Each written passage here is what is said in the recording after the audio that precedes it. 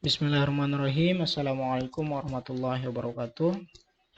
Alhamdulillahirabbil alamin. Allahumma shalli ala Muhammad wa ala ali sayyidina Muhammad.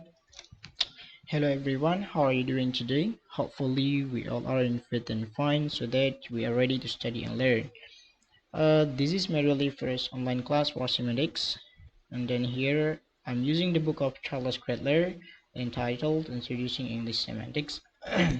I will share the electronic book after this class to your WhatsApp group. Okay, what will we find in this chapter? First, the systematic study of meaning, the nature of language and the individual, and then the last, the most important one, demonstrating semantic knowledge. Okay, what is semantic? Nah, barangkali kita sudah tahu atau adik-adik sudah sudah mafhum semantik itu apa, kayak gitu. Nah, jadi semantik ini adalah kajian makna dalam suatu bahasa. Nah, sedangkan bahasa sendiri merupakan wadah yang kita gunakan untuk menyampaikan makna tersebut agar dapat dimengerti oleh orang lain. Makna ini sendiri merupakan suatu konsep. Nah, jadi dia bentuknya konsep yang ada di dalam pikiran seseorang. Nah, kemudian bagaimana cara kita untuk mengekspresikan atau mengejawantahkan konsep itu agar dapat dipahami oleh orang lain? Yakni tentu kita dapat mengekspresikan konsep itu melalui ujaran atau tulisan, written or spoken language. Nah, apakah ada cara-cara yang lain untuk mengejawantahkan makna agar dapat dipahami oleh orang lain? Ada. Bisa melalui gesture atau gerak tubuh, dan bisa juga melalui sign language atau bahasa isyarat. Nah, itu. Bagi saya pribadi sebenarnya semantik ini merupakan ilmu yang cukup berat, ilmu yang cukup sulit jika dibandingkan dengan ilmu-ilmu yang lainnya. Kenapa? Karena semantik merupakan analisis bahasa yang paling abstrak jika dibandingkan dengan kajian-kajian ilmu linguistik yang lainnya. Seperti yang kita tahu, misalnya morfologi itu berbicara tentang kata, kemudian sintaks itu berbicara tentang rangkaian kata, kemudian fonologi itu berbicara tentang bunyi, kayak gitu. Nah, bukankah fonologi itu bukankah bunyi itu juga sifatnya abstrak, tidak dapat terlihat? Betul. Nah, tapi perlu diketahui bahwa sekarang ini sudah ada alat atau equipment yang dapat mentransliterasikan atau yang dapat menampilkan bunyi yang diucapkan oleh manusia itu agar dapat dilihat oleh orang lain, agar dapat kita lihat, kayak gitu. Ada alatnya seperti itu. Nah, jadi cuman semantik aja yang masih abstrak atau tidak dapat dilihat. Jadi kita meraba-raba, kayak gitu. Jadi makanya ilmu semantik ini ilmu yang cukup berat. Nah, walaupun demikian sebenarnya kita tidak bisa terlepas dari makna di dalam berbagai macam sendi kehidupan kita sebagai manusia. Seperti di jokes, lelucon, kemudian commercial organization, kita membutuhkan makna untuk untuk merangkai atau membuat iklan agar orang lain tertarik pada produk kita. Kemudian legal scholars juga membutuhkan makna, advokat ketika dia berdebat di ruangan persidangan. Kemudian tentu terakhir itu adalah literary atau di sastra, dia bermain dengan makna di situ ketika membuat puisi, novel atau lain sebagainya. Nah, itu. Jadi bukan hanya linguistik saja sebenarnya yang yang berfokus atau yang concern terhadap meaning. Ada juga kajian yang lainnya seperti psikologi, kemudian philosophy of language. Nah, kalau di psikologi dia lebih lebih fokus pada how individual humans learn, kemudian how we retain, how we recall, and then how we lose information. Itu kajian, itu bidang-bidang yang dianalisis atau yang dikaji oleh psikologi. Kemudian philosophy of language itu concern pada bagaimana kita tahu, how we know. Dan terakhir kalau di semantik itu, kalau di linguistik itu lebih berfokus pada analisis elemen-elemen makna bahasa dan bagaimana bahasa itu bekerja. Nah, pada dasarnya intinya semantik itu merupakan ilmu yang mempelajari tentang makna kata. Nah, sedangkan dalam linguistik sendiri ada dua cabang ilmu yang secara khusus mempelajari tentang kata ini ya, yakni ada yang namanya etimologi dan yang kedua itu adalah semantik. Nah, kalau etimologi ini dia mempelajari tentang asal usul kata, dan tapi kalau di semantik kita lebih berfokus pada makna katanya, kayak gitu.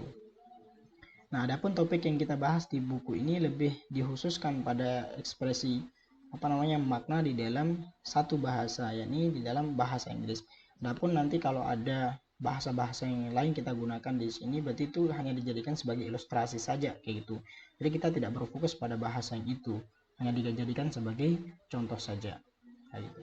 Nah, berbicara tentang bahasa sebagai sistem komunikasi, tentu bukan manusia saja yang memiliki sistem komunikasi. Hewan pun memiliki sistem komunikasi sebenarnya, tapi hanya manusia yang memiliki bahasa sebagai sistem komunikasi. Nah, itu. Nah, sistem komunikasi yang digunakan hewan ini dia bersifat tertutup.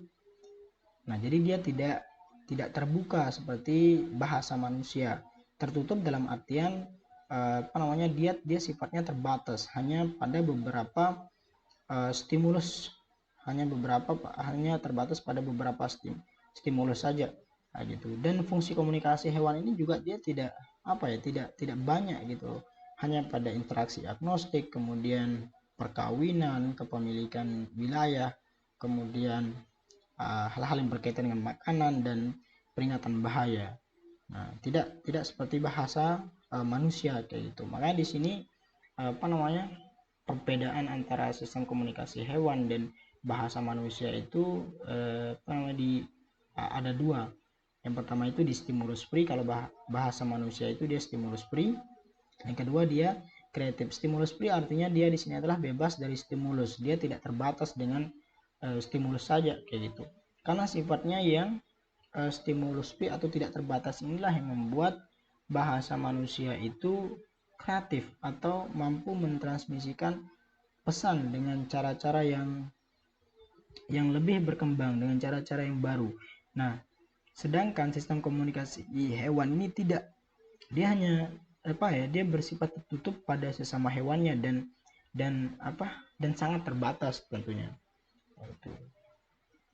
Nah, kalau misalnya kita merenung sedikit, bagaimana sih awalnya kita bisa memiliki bahasa atau menemukan konsep di dalam pikiran kita tentang makna itu sendiri kayak gitu. Nah, jadi setiap anak itu kecuali bagi mereka yang berkebutuhan khusus itu memperoleh bahasa yang digunakan oleh lingkungan sekitarnya. Ketika anak itu tinggal di lingkungan berbahasa Arab, maka dia akan bisa berbahasa Arab. Even dia adalah anak keturunan orang Indonesia atau orang Sasak kayak gitu, dia tidak akan pernah bisa berbahasa Sasak atau bahasa Indonesia ketika dia tinggal di lingkungan berbahasa Arab. Nah, umumnya seorang anak sudah mampu menggunakan bahasa lingkungan sekitarnya itu atau bahasa pertama ya, first language, atau yang kita sebut juga dengan mother tongue, ketika dia berumur 5 sampai dengan 6 tahun. Jadi dulu adik-adik mampu berbahasa itu ketika dia berusia 5 sampai 6 tahun. Mungkin bisa dibuktikan di adik-adiknya atau ponakannya. Nah, tapi kecuali bagi mereka yang memang memiliki intelektual yang tinggi kayak gitu. Ada yang sudah mampu berbicara ketika berusia 3 sampai 4 tahun. Nah, fase pemerolehan bahasa ini difokuskan pada kajian second language acquisition yang kita juga pelajari di semester ini ya. Penguasaan suatu bahasa pada seorang anak itu dia mengikuti, ada timetable-nya sendiri, ada timeline-nya, nah ada masanya kayak gitu ya. Sama seperti kita mulai belajar duduk, kemudian setelah kita duduk kita belajar merangkak, kemudian berjalan dan berlari. Jadi tidak mungkin sekarang mak berduduk ketika kita dilahirkan kemudian kita sudah bisa berlari dengan cepat kayak gitu. Jadi kita diawali dengan duduk, merangkak, berjalan, kemudian baru berlari itu. Pada usia 12 bulan sebenarnya kita sudah mampu mengimitasi atau meniru ujaran yang disampaikan oleh orang tua kita. Itu pada usia 12 bulan itu kita sudah bisa bilang mama, papa, kayak gitu, daddy. Nah, kalau tadi orang Sasak mungkin mak, ina, kayak gitulah gitu. Nah, seorang anak yang bisa mendengar, dia tentu akan belajar suatu bahasa. Nah, sedangkan mohon maaf, bagi mereka yang memiliki keterbatasan pendengaran, sampai kapanpun dia tidak akan bisa menggunakan suatu bahasa, tapi dia akan belajar bahasa isyarat. Nah, makanya kalau di TV-TV itu ada bahasa isyarat yang memang dikhususkan untuk bagi saudara-saudara kita yang memiliki keterbatasan pendengaran kayak itu. Nah, yang terakhir ini kita akan berbicara tentang ini cukup penting. Kita akan berbicara tentang demonstrate semantic knowledge. How can we explain the speaker's knowledge of meanings? Nah, bagaimana sekarang kita mengetahui bagaimana cara kita menjelaskan pemahaman seseorang tentang makna ini sendiri. Ada beberapa beberapa materinya. Oke, jadi the next 10 slides kita akan explore aspek-aspek semantic knowledge dari seorang pembicara. Oke, kita mulai dari anomali. Nah, jadi anomali ini adalah fenomena yang tidak biasa yang terdapat di dalam suatu kalimat. Jadi intinya dia meaningless, tidak bermakna sama sekali berdasarkan general knowledge atau pemahaman universal seseorang. Contohnya, Henry drew a picture. Ini maknanya sudah benar, ada seorang yang bernama Henry kemudian menggambar sebuah gambar kayak gitu. Henry tertawa sudah benar, tapi tidak mungkin the picture laughed, atau tidak mungkin gambar itu tertawa kayak gitu, atau tidak mungkin picture itu menggambar sebuah gambar kayak gitu. Jadi itu yang disebut dengan anomali. Ada ketimpangan atau ada ketidakbenaran di dalam susunan suatu gramatikal kalimat kayak gitu, atau fenomena yang tidak biasa. Kemudian ada paraphrase. Paraphrase ini adalah restatement tentang suatu teks. Nah, jadi kita mengulang suatu teks tanpa mengubah makna aslinya. Pada dasarnya maknanya sama, tapi kita menggunakan statement atau pernyataan yang berbeda, tapi ujung-ujungnya tujuannya yakni sama. Seperti contohnya, Rebecca got home before Robert, dengan Robert arrived at home after Rebecca, atau Rebecca got home before Robert got home before Rebecca.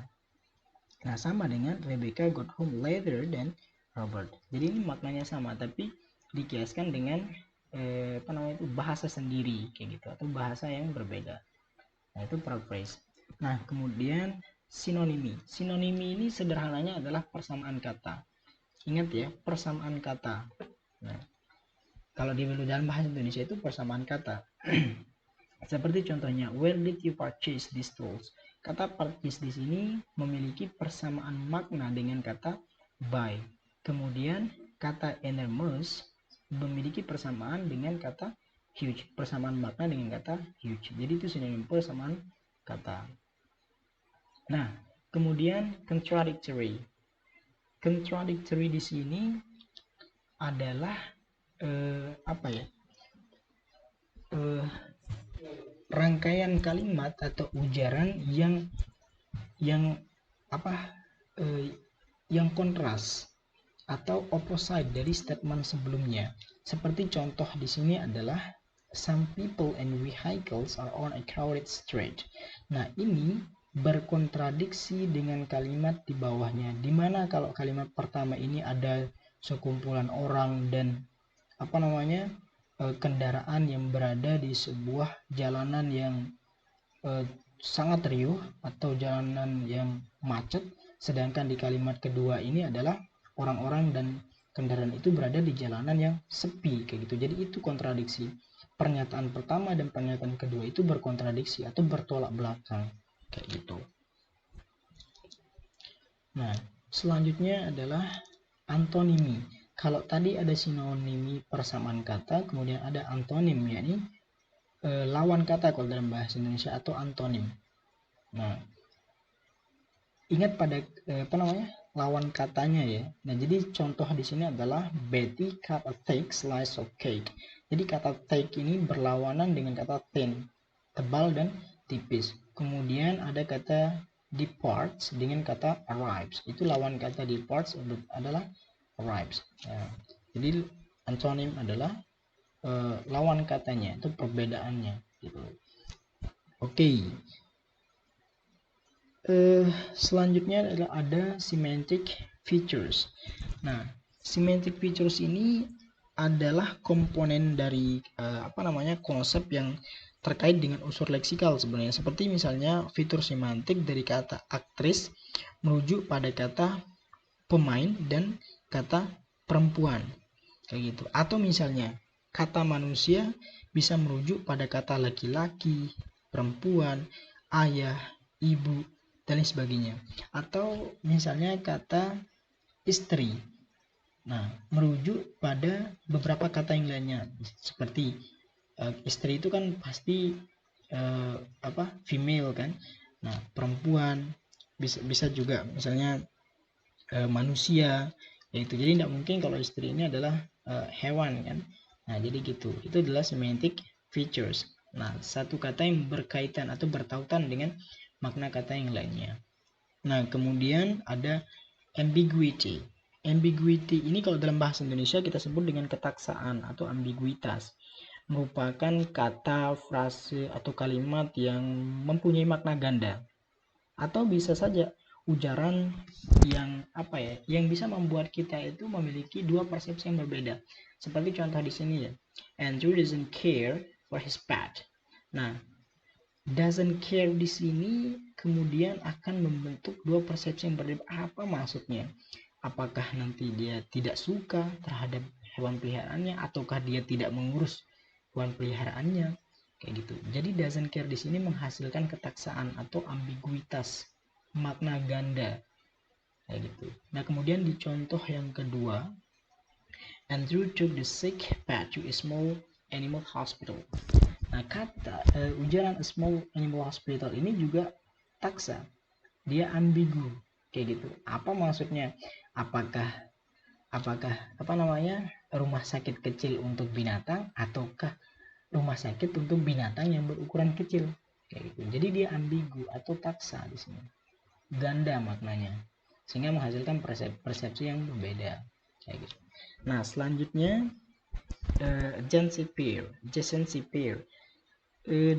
Di dalam suatu percakapan itu kan ada interaksi antara dua orang atau lebih, di mana jika orang pertama memberikan pertanyaan, maka pasti akan ada serangkaian jawaban dari orang kedua. Atau ketika orang pertama mengemukakan suatu pernyataan, maka akan ada serangkaian respon yang kemungkinan akan digunakan oleh orang kedua untuk menanggapi pernyataan orang pertama tadi. Nah, misalnya gini, kalau saya bertanya, apakah Anda sudah makan? Maka kemungkinan jawaban yang kemudian akan saya terima itu adalah, ya, saya sudah makan, atau saya belum lapar, atau sudah tadi pagi, gitu. Jadi ada kemungkinan jawaban seperti itu kalau ada pertanyaan apakah Anda sudah makan. Nah, jadi ketika ada jawaban yang menyimpang dari makna pertanyaan tersebut, maka percakapan itu menjadi batal atau dia tidak berterima, kayak gitu. Nah, misalnya kamu mau kemana? Pertanyaan, kamu mau kemana? Kemudian Anda jawab dengan saya sudah mandi, itu kan tidak berterima. Seharusnya kamu mau kemana, kita jawab saya mau ke toko atau saya mau ke kamar mandi, itu baru betul. Tapi kalau dijawab dengan kata saya sudah mandi, kamu mau kemana, saya sudah mandi, itu menjadi tidak berterima, kayak gitu. Nah selanjutnya adalah entailment. Entailment ini sendiri sederhananya seperti ini. Jika kalimat pertama benar, maka kalimat selanjutnya pasti, jika pernyataan pertama benar, maka pernyataan selanjutnya juga pasti benar, kayak gitu. Nah, contoh di sini adalah there are tulips in the garden. Kita sudah sama-sama tahu bahwa tulips ini adalah bagian jenis bunga. Nah, jadi kalimat keduanya itu udah pasti benar, there are flowers in the garden, kayak gitu. Nah, jadi dia saling bertautan satu sama lain. Kalau kalimat pertamanya benar, maka kalimat selanjutnya juga pasti betul, gitu. Nah, kemudian ada presupposition. Kalau dalam bahasa Indonesia, presupposition ini kita kenal dengan peranggapan atau presuposisi yang merupakan background of knowledge atau latar belakang pemahaman yang dimiliki oleh seseorang untuk mensuppose atau menduga suatu pernyataan. Sederhananya kalau saya berikan contoh seperti ini, misalnya ketika saya menyatakan Andi belajar di Universitas Nahdlatul Ulama. Nah, maka peranggapan atau presuposisi yang kemudian akan muncul adalah pertama, Andi adalah seorang mahasiswa, betul karena karena Andi ini belajar di UNW, di universitas kayak gitu. Kemudian Andi sudah lulus SMA, jadi tidak mungkin anak yang masih SMA kemudian dia sudah bisa belajar di perguruan tinggi, kan tidak betul kayak gitu. Pasti dia harus lulus SMA dulu kayak gitu.